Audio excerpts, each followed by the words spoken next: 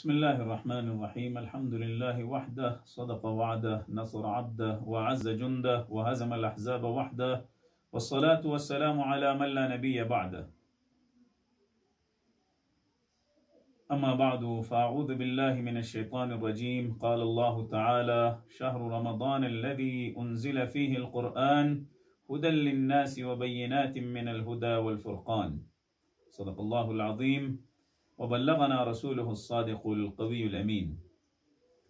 أيها الإخوة المسلمون والأخوات المسلمات في مشارق الأرض ومغاربها، السلام عليكم ورحمة الله وبركاته.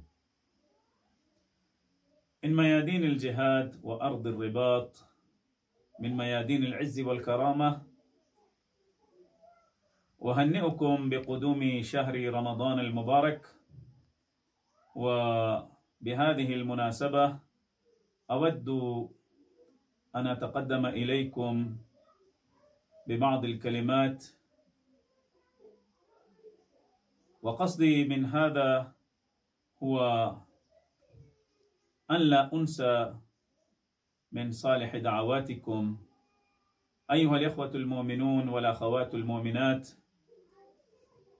قد أقبل شهر رمضان المبارك، وفيه نعم الله الجلية، وفيه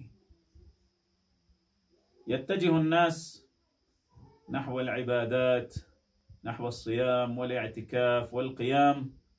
فبارك الله في العبادات وفي صيامكم وقيامكم وفي هذا الشهر المبارك، ونسأل الله تعالى أن يوفقنا للمزيد والمزيد، والله الموفق لكل خير. أيها الإخوة المؤمنون والأخوات المؤمنات، كثير من الناس يظنون أن هذا الشهر شهر الصيام والاعتكاف، وبالتالي هو شهر القعود في البيوت. لازم نجلس في البيوت ولا نخرج ولا نتكلم مع أحد. قد انتشرت مثل هذه الأخطاء في مجتمعاتنا اليوم،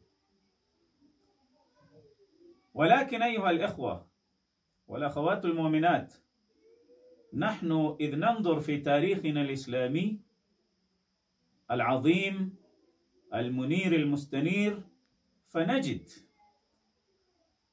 أن الصحابة الكرام رضي الله تعالى عنهم أجمعين والسلف الصالحين كانوا في ميادين النضال والجهاد والقتال، ولهم جولات وصولات في ميادين الرباط والقتال. فعلى سبيل المثال نحن نذكر في كلمتنا هذه الوجيزة بعض الوقائع الجليلة وبعض الفتوحات العظيمة في شهر رمضان المبارك، وبهذا يتضح أن هذا الشهر هو شهر الجهاد والقتال والمعارك في سبيل الله.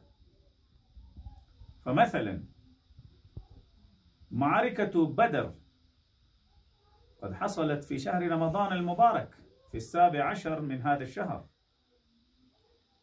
وفي هذه المعركة رزق الله سبحانه وتعالى الفتوحات للمسلمين رغم قلة عددهم وعددهم.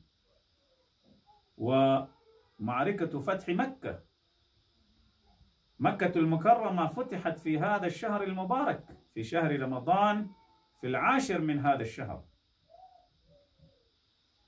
معركة القادسية كانت في شهر رمضان المبارك في خلافة عمر الفاروق رضي الله تعالى عنه في السنة 15 من الهجرة. وفتوحات بلاد الأندلس كانت في هذا الشهر في شهر رمضان المبارك بقيادة طارق بن زياد رحمهم الله تعالى عنهم أجمعين. بقيادة طارق بن زياد رحمهم الله تعالى، ومعركة حطين التي فيها انكسر الصليب بقيادة السلطان صلاح الدين الأيوبي رحمه الله تعالى، كانت هذه المعركة في هذا الشهر، في شهر رمضان المبارك. معركة عين جالوت التي انكسر فيها المغول التتار والجنكيزيين، كانت هذه المعركة في شهر رمضان بقيادة السلطان سيف الدين قطز رحمه الله تعالى، وقيادة السلطان القماندان في ذلك الوقت في تلك الحرب ظاهر الدين بيبرس رحمه الله تعالى. كانت هذه المعركة معركة عين جالوت في شهر رمضان، في شهر الصيام والقيام. وهكذا كانت معركة زلاقة التي كانت في جنوب أسبانيا حاليا، كانت في شهر رمضان المبارك. وهكذا معارك كثيرة وفتوحات عظيمة قد حصلت في شهر رمضان المبارك. فلا ينبغي لنا أن نتفكر أو نسيء الظن بأن هذا الشهر هو شهر القعود في البيت، صمنا وقمنا وتعبنا فننام طوال النهار. لا أيها الإخوة والأخوات المؤمنات، يجب علينا أن نعرف قيمة هذا الشهر، ويجب علينا أن نساعد المجاهدين في سبيل الله والمقاتلين في سبيل الله بدعائنا وبأموالنا وبكلامنا وبفعالنا وبأنفسنا. جاهدوا المشركين بأموالكم وألسنتكم وأيديكم، فاتقوا الله أيها المؤمنون وأيتها المؤمنات في هذا الشهر رمضان، في شهر رمضان المبارك.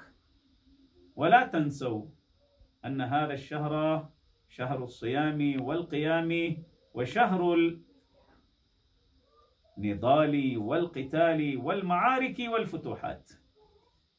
ويجب علينا أن نربي أجيالنا والأجيال القادمة بهذه التربية وبهذه الروحية، بأن هذا الشهر شهر القرآن، شهر القتال، وشهر الفتوحات.